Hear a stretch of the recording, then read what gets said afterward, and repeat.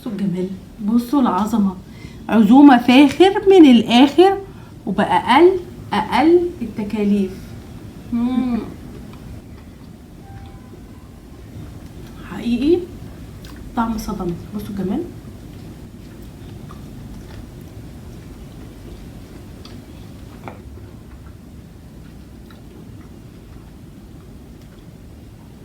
هو في كده؟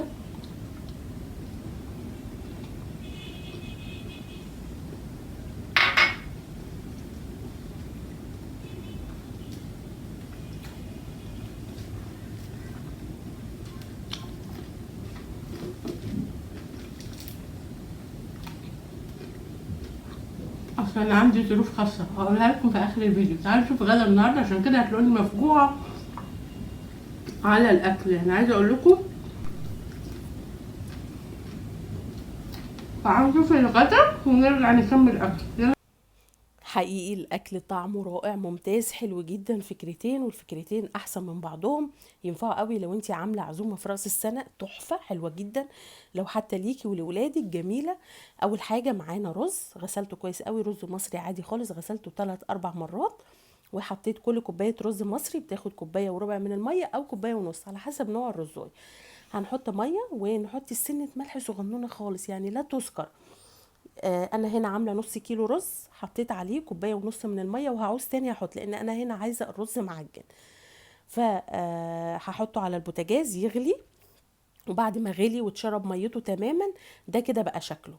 طبعا بواري بغطا الحله علشان لما يغلي الميه متقعش على البوتاجاز وتوسخ البوتاجاز والحله بتاعتك تبقى مش نظيفه. لا، فواربي غطا الحله لحد ما يغلي ويشرب ميته تماما. هنا انا حسيت بعد ما شرب ميته تماما ان هو لسه عايز ميه. هتبقي ماسكه الغطا بايد وتحطي الميه بالايد التانية وتقفلي على طول عشان البخار اللي هيطلع يخلي لي الرز معجن. والرز انا عايزاه معجن يعني فيه مضغه كده اهو. في المرحله دي بوطي النار شمعة واسيبه يستوي براحته خالص. نيجي بقى معانا مثلا قيمه 6 7 فصوص من الثوم. فلفل بارد او حامي زي ما تحبي، احمر او اخضر الموجود عندك. هننزل ب ربع معلقه صغننه كزبره ناشفه، ربع معلقه الملح حسب الرغبه، ربع معلقه صغنونه كمون. ده عصير بديل لعصير الليمون لان انا ما كانش عندي ليمون فريش، فلو عندك ليمون فريش تقدري تضيفي عادي خالص. ظبطي ملحك وفرمي الكلام ده كله كويس جدا. النهارده هنعمل سمكه المكرونه موجوده في السوق، حلوه جدا جدا متوفره، وهو ده اوانها بجد حلوه جدا. يعني تغيير عن البولتي. تقدري تجيبي كيلو، تقدري تجيبي 2، تقدري تجيبي 3 طبعا. هاتي الكميه اللي تناسب يعني تتناسب معاكي. طبعا هنا انا جبت السمك غسلته كويس قوي وشطفته وصفيته من الميه. وبعد كده هبتدي اتبله بالتتبيله اللي احنا عاملينها. هنا كنت بخوف مايفل بالسمكه. مايفل بقول لها، بتقول لي ايه ده يا مامي بقى مخيف. قلت لها ايوه خلي بالك عشان ممكن تصحى وتعضك. ايه ده؟ لا بجد يا مامي هتعضني. وبقت بص واقفه عامله زي الاطفال. بص هو بعمل لها ازاي، بقول لها هتعضك. اللي هي فاكره ان هي هتصحى. بقول لها تصحى ايه يا مايفل انت عبيطه؟ بتقول لي شكلها مخيف عامله زي التعبان يا مامي. خلصنا بقى رعب في مايفل شويه. وبعدين بقى هنتبل السمك بتاعنا كويس جدا جدا ونسيبه في التتبيله ما يقلش عن ساعه. لو عايزه تسيبيه اكتر من ساعه بيبقى حلو جدا طبعا. بتغطيه بحاجه لو انت هتسيبيه اكتر من ساعه وتحطيه في التلاجة. بس اهم حاجه تغطيه عشان ما يكرفش على اي حاجه موجوده في التلاجة. ولما يجي ميعاد الغدا بتطلعيه وتقلي عادي خالص. هنتبل طبعا الكميه بتاعتنا. سمكة جميلة وحلوة وجميلة جدا. تعملي بقى جنبها شوية رز صيادية، تعملي جنبها شوية رز أبيض، تاكليها بعيش وسلطة كده اهوت. لا سمك حلوة جدا بصراحة يعني. تقدري تعملي شوية رز صيادية وشوية سلطة وتاكلوها وبألف هنا وشفا. لكن أنا النهاردة هعمل جنبها سوشي. سوشي يا نرمين. انا بناتي بيعشقوا حاجه اسمها سوشي. يعني هما مش بيحبوا المكرونه، فانا المكرونه جايباها ليا انا وعادل، والسوشي عملته لمايفل وجونيور. طبعا بصوا الرز بقى عامل ازاي. خلاص عجن وتمام مية مية. هنا بقى ده خل الرز. يعني لو هتعملي سوشي هاتي ازازة خل الرز، هي مش غالية. خليها عندك للسوشي. لو ولادك بيحبوه مدمنينه يعني احسن ما تشتريه من الشارع واوفر. عايزه اقولك كل الكميه اللي انا عملتها بربع التمن، يمكن اقل كمان من ربع التمن. قلت لهم انا هدلعكم النهارده، هعمل لكم بقى حبه دلع من اللي اتمنع. يعني صعب تاكلوه في الشارع في الايام دي لانه غالي وبمبالغ خزعبليه. طبعا حطيت بما يعادل مثلا ربع كوبايه من الخل. وببتدي اقلب الرز كده اهوت لحد ما يتشرب الخل خالص. وبعد كده هجيب حاجه افضي فيها الرز كله عشان يبرد تماما. بس الاول هنقلب كويس الخل الرز مع الرز. بعد كده معانا دقيق، هنحط عليه سنه زعفران، هنملح الدقيق بتاعنا سنه ملح، سنه بودره توم، سنه كزبره ناشفه اساسي في اي سمك، سنه من الكمون، ونقلب الكلام ده كله كويس. وده دقيق وعليه معلقه واحده من النشا. وهبتدي ابدر السمك بتاعي كويس. في الوقت ده انا كنت حاطه الزيت على البوتاجاز، الزيت يسخن جدا جدا، يعني لازم الزيت يسخن عشان السمكه اول ما بتنزل تشد معاكي كده اهوت وتبقى مقرمشه. ما ينفعش الزيت يبقى بارد، هتلاقي السمكه شربت زيت وطالعه طريه ومنغنغه زيت. لا، لازم الزيت بتاعك يبقى سخن جدا زي ما حضرتك شايفه كده اهوت. بصي بنزل السمكه بتطش على طول اهو. ما تحطيش كتير في الطاسه، يعني مثلا 3 سمكات 4 سمكات ماكسيموم يعني. بعد كده هنسيب السمك يتقلي، ومعانا هنا ده دقيق عادي عليه معلقه نشا. هنعمل خليط اسمه خليط التنبوره للسوشي. هحط عليه طبعا نفس التوابل، سنه كمون، سنه ملح، سنه كزبره ناشفه، سنه بودره الزعفران. وطبعا انتوا المفروض يعني حفظتوني انا في الاسماك بديل البيض بودره الزعفران، لكن لو احنا ما عندناش صيام اكيد كنت هحط بيض. وطبعا لو الظروف مش سامحه تقدري تحطي زعفران عادي خالص. طبعا بصوا السمك عامل ازاي عشان حطيناه والزيت سخن قوي. لازم بصوا السمكه بتطلع بقى كريسبي ومقرمشه وجميله، مش طريه ومش منغنغه زيت ومش شاربه زيت خالص. صفيها كويس بقى. انا كان عندي شويه خضره مصفرين كده وفي التلاجة وهيبوظوا، فقمت جايباهم وفرشاهم ارضيه للسمك وطلعت السمك عليه. طبعا عملنا خليط الطنبوره، حطينا عليه ميه من الحنفيه عادي خالص، وخليناه خليط لا سايل ولا تقيل، يعني خفيف زي خليط الزلابيه كده بس اخف سيكه. وبعد كده بنجيب بقى الورق الاخضر دهوت. زي ما قلت لكم بيتباع، ممكن تجيبوه اونلاين. انا كنت جايباه قبل كده، يعني عملته منه مره ودي تاني مره، ولسه في اعمل مره واثنين وثلاثه، يعني بصراحه كميه ممتازه. فهي ممكن اول مره تبقى صعبه في التكاليف، لكن هيعمل معاكي بعد كده كذا مره. يعني انا جبت دي تقريبا كانت ب 200 جنيه، الورق مليانه يعني فيها بتهيألي ولا 50 60 ورقه. وخلي التفاح رخيص جدا.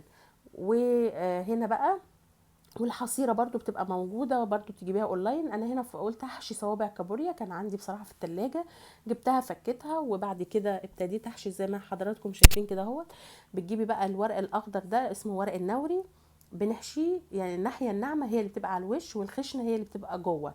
يعني بفرد بجيب الحصيره، انا هنا غلفت الحصيره بتاعتي بالبلاستيك راب علشان ما تتبهدلش رز، يعني تبقى سهله ما اقعدش ابل فيها ميه كل شويه تبوظ. فبشيل البلاستيك راب والحصيره بتاعتي نضيفه زي ما هي، عشان اقدر استخدمها مره واثنين وثلاثه وعشرة، فتبقى موجوده عندي. مش كل ما اجي اعمل سوشي هشتري خاماته، لا موجوده عندي. فلو هتعملي غلفيها عشان تفضل معاكي نضيفه. بجيب طبعا الحصيره وبحط عليها واحده ورق من الاخضر دهوت. وببتدي احط طبقه الرز المناسبه ليكي، يعني تقدري تكتري تقدري تقللي، طبعا ده يرجع في ايدك انت. وتساوي الاطراف كويس جدا، وهنحط صوابع الكابوريا في النص وهنلفه. لو احنا عايزين نلف على ورقه النوري تمام، لكن هنا انا فضلت اقلبه على اخلي الرز بره وورقه النوري هي اللي جوه. اهم حاجه بقى كبسه الحصيره، يعني لو كبستي كويس تطلع معاكي ملفوفه كويس، ما كبستيهاش كويس هيفك معاكي ويبقى بايظ. فبصي لاحظي انا بكبسها ازاي، يعني الكبسه دي مهمه جدا، ادي عليها مره واثنين وثلاثه لحد ما تتاكدي ان هو بقى رول كده متماسك في بعضه. هنا حشيت مره خليت الرز بره، ومره خليت ورق النوري هو اللي بره. يعني قلت ايه اشكل. عايزه اقولك سهل جدا وبسيط وطبعا ولادنا كلهم بيحبوه، خلينا متفقين. فاحسن ما نشتريه من بره، لا نعمله في البيت بربع التكلفه، بجد حلو جدا. يعني عايزه اقول لكم، بصوا هنعمل كميه مهوله لو هنشتريها من بره مش اقل من 1000 2000 بصراحه. هنا بقى لما نيجي نقطعه، انا هنا هعمل شويه ني وشويه مقلي، لان انا عندي دكتوره مايفل بتحب الني وجونير بنتي بتحب المقلي، وانتي يا نرمين انا باكل معاهم اي حاجه. فلما نيجي نقطع كل شويه هنشطف السكينه بتاعتنا في ميه سخنه علشان نعرف نقطع كويس. ده بالنسبه للي هو الني، لكن السخنه هتقطعي على طول ما بيبقاش فيه مشكله، لكن الني بيغلب شويه وانتي بتقطعي. فكل شويه بلي السكينه بتاعتك ميه سخنه ونشفيها طبعا كويس عشان الاكل ما يزفرش معانا. وبعد كده هنقطع. قطعي بقى، حابه تقطعي الحجم ده، حابه تقطعي اكبر سيكه، حابه تقطعي اقل شويه. طبعا التقطيع ده بيرجع طبعا لكل ذوق حد فينا. فقطعوا التقطيعه اللي تحبوها، كبير صغير ان شاء الله تاكلوا رول كده مفيش اي مشكله، يعني براحتكم طبعا، لان دي حاجتكم وانتوا قطعوا التقطيعه اللي تحبوها. انا هنا قلت احاول شويه اعمل زي المحلات، يعني على قد كده هو زي المحلات. لكن بصراحة الطريقة ممتازة وسهل وبسيط. وعايزة اقولك لا، انا بصراحة بعد ما جربته تاني مرة قلت لا، انا ما اشتروش من الشارع وما ادفعش فيه فلوس خالص، يعني بجد حرام لما ندفع فيه فلوس. انا اعمله في بيتي سهل بسيط، هحشي الحشوة اللي انا حباها كده اهوت. يعني هنقطع، وبعد ما بنقطع بقى طبعا الكمية اللي هي النية بنيجي بقى عند اللي هنقليه، هنحطه في خليط الطنبوره اللي احنا عملناه، هو ده الخليط. وبعد كده هنطلع بيه على الدقيق اللي كنا بنبدر فيه السمك عادي خالص، دقيق ونشا، ومتبلين الدقيق والنشا، ونلفه كده اهوت كويس. وطبعا نفس الزيت اللي قلينا فيه السمك هننزل فيه طبعا بالسوشي، نقليه لحد ما ياخد لون ذهبي وحلو. برضو الزيت يكون سخن جدا، لو الزيت بارد هيشرب معاكي زيت ويبقى منغنغ وطري ووحش، لازم الزيت يكون سخن جدا علشان تنزل تعمل تش، فتاخدي الكريسب بتاعها الجميل، تبقى مقرمشه وحلوه جدا. بصوا شكلها ده اللي هو كان على ناحيه الرز، بيطلع اصفر قوي كده اهوت، واللي هي مخضره شويه كده دي اللي على ناحيه الورقه الخضراء. يعني برضو شكلنا وخلصنا السوشي، ما اخدش وقت، سهل وبسيط وخفيف. وزي ما بقولك هو التكلفة كلها ممكن تبقى أول مرة، بحيث إن إيه، بتبقي بتجمعي حاجاتك، حصيرة، ورق نوري، وخل تفاح. يعني ممكن تبتدي تجمعي في الحاجة تاتا تاتا كده وتخطفي، وزي ما قلت لك تقدري تطلبيه من على امازون. في اسعار بقى مختلفة، لكن انا ما اشتريتش لحد دلوقتي بودرة الوسابي لان غالية جدا جدا. بس اكيد ان شاء الله هحاول اشتريها واخليها في البيت، بحيث لو اكلوا مثلا سمك ني ولا حاجه، لقيت حاجه نيه تستاهل يعني ان انا احطها في السوشي صبحه وانا ضمناها، فاكيد هعمله بيها ويبقى عندي بودره الوسابي.